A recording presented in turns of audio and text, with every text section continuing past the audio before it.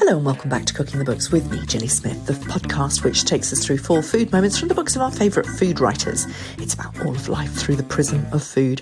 And this week we're exploring art, philosophy and food with third-generation British Chinese photographer and Instagram superstar Michael Z. Wuhan is like really good breakfast scene. You know, it is the king of breakfast cuisine in China. The markets are busy, the diversity is there, the food's delicious. His Symmetry Breakfast account, featuring his photographs of symmetrical breakfasts, has 667,000 followers. But it's his anthropological eye in his book Breakfast of China that looks beyond the dishes to place, people and home. I began by asking him about an exhibition of his Symmetry Breakfasts at his former employer, the Victoria and Albert Museum in London. So that was, I was invited to participate in an exhibition, Food Bigger Than the Plate. You know, how do we consume food? How do we engage with food? That exhibition was really about process and consumption and waste and ethics of where things come from, and you know, how do we fit in there as, you know, producers and consumers of, you know, a plate of food. And you know, there's this kind of magical duality of social media where, you know, it can bring us together, but it's also incredibly divisive and splitting. And they invited me, I mean, also because I was a former colleague that went on to do something in that field, and they felt that connection was very interesting. But also just this kind of aesthetics and, you know, social media is, you know, unless you get up and go and make that dish, the pleasure of the voyeur of just watching someone's life and watching how they behave, and you have this kind of fishbowl. And I think that's also one of the interesting things about social media is that, you know, with such a big following, many people followed us for years, like over a decade. And they really feel like they know you, but I obviously don't know them personally. And so, you know, you get approached in the street or in a restaurant and people know every detail, or at least what I've shown them. And you know, I don't even know their name. But it's art, isn't it? And people do love to follow artists, and they do love to consume as much information as they can possibly get about you. But your actual photographs in Symmetry Breakfast on Instagram are simply, you know, symmetrical photographs of various breakfasts. There's for sure that whole aesthetic design approach. And, you know, I remember working at the V&A doing tours for children about the Jamil Gallery, the you know, Islamic Middle Eastern art galleries, and looking at symmetry with, you know, 4-year-olds, but also looking at symmetry with 18-year-olds and symbolism. And you know, basically, you know, it's a testament to, you know, if you do something very small every single day, over time, it will build into this amazing mosaic. Yeah. And, you know, there's a kind of an archival recording process there. I mean, even when I scroll back to the very first couple of posts, I think, gosh, how it grew, how it's evolved. You know, and for so many people, it's, you know, how do I start with a social media account? How can I also build a story? How can I also have this amazing, you know, archive library of images? It's like, well, you just start. Yes, but I think that what's so interesting is that we do know a lot about your backstory now. But, you know, this new book of yours reveals so much more. That story that you're telling in the book is your backstory. You're third generation. You grew up in Liverpool, surrounded by British Chinese food culture, being a family of restaurateurs that you decided actively not to engage with as a grown-up. There are all sorts of decisions there about who you are. To then go to China, to really meet people, and a lot of your photographs in the book are portraits, they're people. How did people engaging with you way back in 2013, 2014 know that all that was there? Did you? I think I have to also admit there was a sort of conscious decision whilst living in China to kind of step away from the symmetrical plate formats, and I think that was a moment where Instagram had started messing around with the algorithms and non-chronological feeds and prioritizing new influencers rather than the kind of the older guard of the app. And I just felt, you know what, I did Symmetry Breakfast every single day for 7 years without missing a single day. Christmas Day, 1st of January, never missed a day. And it really it got heavy. It became burdensome. It became a toll on the relationship that I had with Mark. And, I can't book a morning flight because I need to do the breakfast. And it was silly things like this. And like stressing out when we were traveling over where I was going to find a place to, that we had some aesthetically interesting food. And then things, the sort of mentality shifts. It's not about just aesthetics. I want to show reality. I want to show some things are delicious but maybe not beautiful. And then and you see how that results in the likes and the engagement and things like this. And then I got kind of a bit jaded with this obsession with social media food and sunny side up eggs and colorful smoothies, and then it became this kind of monstrosity of this vulgarness in food that a lot of people started to say, okay, we've had enough of that. And I didn't want to get swept up in that crowd as such. I didn't, like you say, there's more there to me than just lovely colorful fruits and textured tables. And so that was a concern for me. And my first book, I was really proud of it, but I felt like it was all joy and no body, no substance, and it was nice, and it was my first dip into food writing in that sense. But I didn't really feel it told the real story, and how difficult it is to from Mark's perspective to have this husband who's obsessed with taking a picture of his food, and suddenly it became all consuming. And I just thought, okay, this is not going to end well if I pursue it.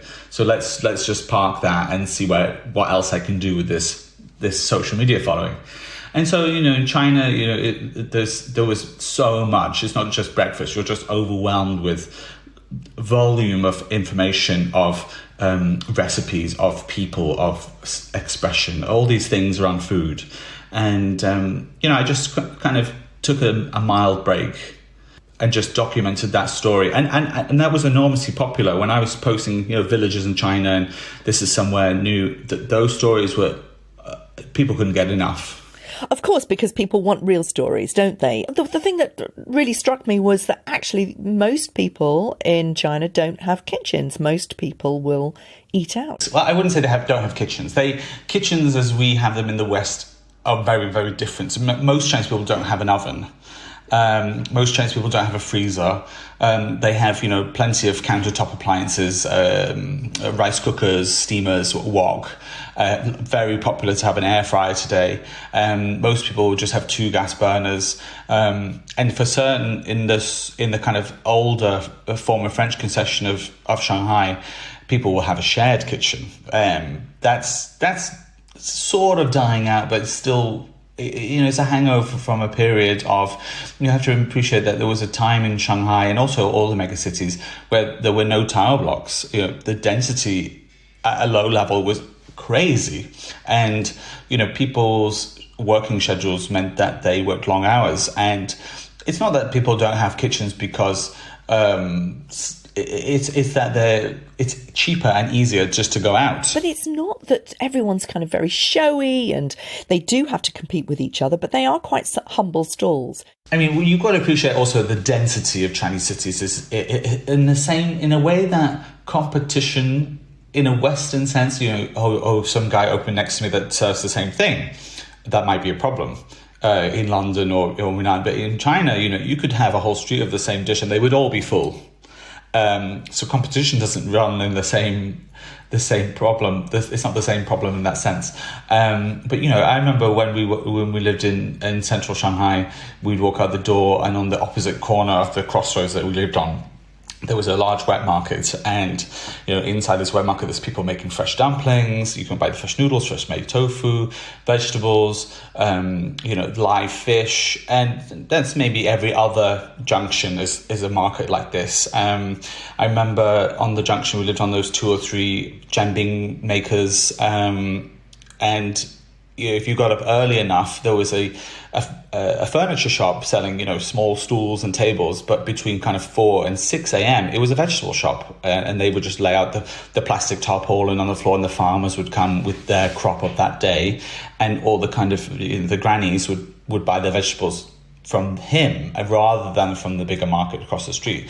And then at the end of the road there was a luxury Western mall that has luxury Western style supermarket chains from either from Japan or from Hong Kong or Taiwan, and that would sell organic plastic wrapped produce and French cheeses and stuff. And then on the way to that mall there's maybe 6 or 7 coffee shops, all specializing in different styles: second wave, third wave, pour over, Chinese beans, African beans, South American beans, every different kind of expression of style or price point. You could go and buy a coffee from a 7-Eleven convenience store for 20p, 30p, or you could go to a much fancier place and get something with the same price you would in London, £3.50, £4. There's a real spectrum, and I think what's so interesting about China, especially at the breakfast time, is that there's a lot of transparency with how do you what do you see? You see the guy making the dough and making the noodles in front of you. There's that. It's about theatre, but it's also about kind of honesty. Like, we're not doing anything dodgy. And these spaces are very small. You can't have a separate kitchen from the street. It's there because they don't have an alternative. It's not necessarily, we're trying to put this on show like a cocktail bar, and we're just showing you the pour, but actually the prep is done earlier. This is it. This space is the whole thing. Because as a sort of an anthropological photographer, this is absolutely heaven. And let's go into your first food moment. You talk about the wet markets, and I suppose what most people would think about wet markets is Wuhan. Yes. And your first food moment takes us directly to Wuhan through the eyes of a lovely couple. Tell us that story. So they found this couple online. They were, consistently ranked one of the best restaurants in Wuhan for rogan mian, which is the hot, dry noodle of Wuhan. Hot because of the spicy, dry because there's no soup. Their little shop in this kind of neighborhood that wasn't central at all.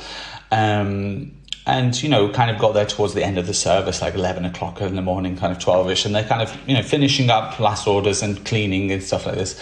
And, and you just get into conversation with them.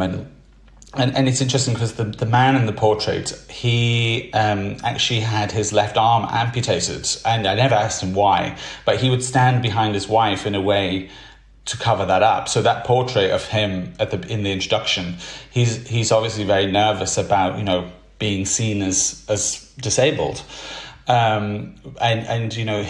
His story was really very kind of, there's a lot of melancholy and a lot of sadness there. And I think that was one of the, after finishing the book and kind of going over this overview, is that was the kind of question that lingered over most of these people who were, small proprietors, that their future was uncertain for many reasons. And he said that he and his wife were very beautiful when they were young, but this business makes you old. It was a year after COVID broke out. I think it was May 2021. The world is still going through lockdowns at this point. And I'm in Wuhan, and he's telling me about how they dealt with, delivering medicines to their elderly neighbors, and they had no idea what was going to happen. And, he was very, very kind of philosophical about the situation. They were quite apologetic as well, weren't they? They felt that the world blamed Wuhan. Yeah. Mm-hmm. And, this is a city that is, it is the king of breakfast cuisine in China. That's really, Wuhan is like really good breakfast scene. The markets are busy, the diversity is there, the food's delicious. They have a fully evolved menu of items of choice. And Wuhan is actually, they also have a colonial era riverfront, these kind of grand neoclassical buildings. It's a very chic city. It has a very good university. It's a very prosperous province. It's a nice city. This is what's so interesting about Wuhan, is that people never heard of this place before. Yeah. Your second food moment takes us out of Wuhan. The whole book takes us across the country through, obviously, all the different regional Chinese breakfasts. Xinjiang is where we go to meet your friend Atina's aunt, who makes a business out of handmaking. Naijipi, is that how you pronounce it? Naizipi. Naizipi. Milkskin, freezed and shipped to Shanghai. Tell me about this. What were you trying to do with this particular food moment? A lot of the time when it's about that. For here, it was about the communication, because Atina's aunt, she didn't speak Mandarin or English. She spoke Shibonese and Kazakh, and trying to understand the sort of world someone lives in, and through gesture, through kind of observation, and without making a judgment, without having words to kind of converse. And she was just the loveliest, kindest person, without actually being able to say directly to her, this is a really wonderful experience. Thank you so much for sharing this with me. It's just the good nature of certain people, even without the formalities of, like, I'm going to come and film you today, and I want to watch you, and don't mind me, and just that kind of like natural energy you can have with certain people, but also just how much on a fringe people live, and the sort of life they lead, and how that can basically now, through modern food networks, can be connected to this global metropolis. You're looking at all this through your photographer's eyes first, aren't you? It is the portrait of her. Is that the way that you see everything? I definitely start with the images. It's not necessarily that images have to be exciting, but I have some beautiful photos from her house and from that whole experience and all the video, and there's so much there that doesn't go into the book because of page space and things like this, but just to kind of be there in this kind of space and take pictures of the surroundings. And I have a picture of a clock on the wall that is the shape of a teddy bear, and just the color choices she had, and the way the light comes in the space, and how it changed through the day, was really kind of how do I convey that place and that sense of like her home through photography, through what's selected and the video, because that's one of the great recipes in the book that has the QR code with the video. You see this very interesting process that has parallels with cultures from Turkey all the way to Kazakhstan to Western China, and just to kind of have that moment with her. And I think this photography is still a beautiful media, even though obviously video can be more expressive, it can explain more. But just that portrait of her with her dish, with that smile, I love that picture. Yeah, I do too. It's beautiful. Your third food moment, so you take us on a 4-hour drive into the mountains outside Chengdu, where we meet Jing Gao, who has created the Fly by Jing chili crisp. And the reason that you want to talk about this is actually because it's about an organic, artisanal and undoubtedly Chinese product that you think we can add to food in the way that people used to add MSG. But MSG was a game changer in Chinese food, and you talk about it as the democratization of flavour. Well, it came in at a time and a place where it revolutionized low quality ingredients, and I think that's the crux of what the association that we have today.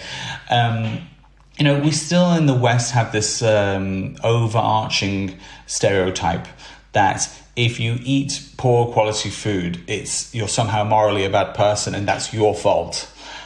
You make that choice. And if you're wealthy, and you eat organic and go to, Whole Foods and Erewhon and Partridges, you're somehow better. And I feel that with China, you have a period of history, post-revolutionary agricultural policy failing, famine, lack of availability, poor management of the land, and, people still wanted to have tasty food. If you use MSG creatively, if you use MSG selectively, and with intelligence, it's just another ingredient. Now, as the kind of perceptions in China, the quality is increasing so drastically. Organic produce, I think the total amount of farmed organic land in China is about the size of the Republic of Ireland. I think they were, when I last checked, they were the fourth largest producer of organic food in the world. There is a slow shift away from antibiotic use towards people being concerned about where that chicken's come from. And so it's not necessarily that they're rejecting MSG, it's just that they're no longer needing to use it as much as they did. The food tastes better today. And I think that's where the argument is getting maybe missed, is that there's nothing inherently wrong with MSG at all. And all the studies show that it has no effect, no harm, no impact at all. So, those stereotypes need to kind of disappear. But MSG, if you have great quality ingredients, you don't really need it.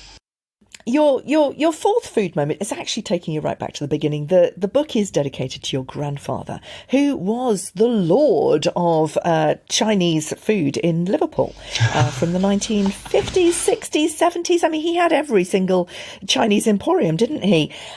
Tell me what that felt like growing up with that kind of dynasty.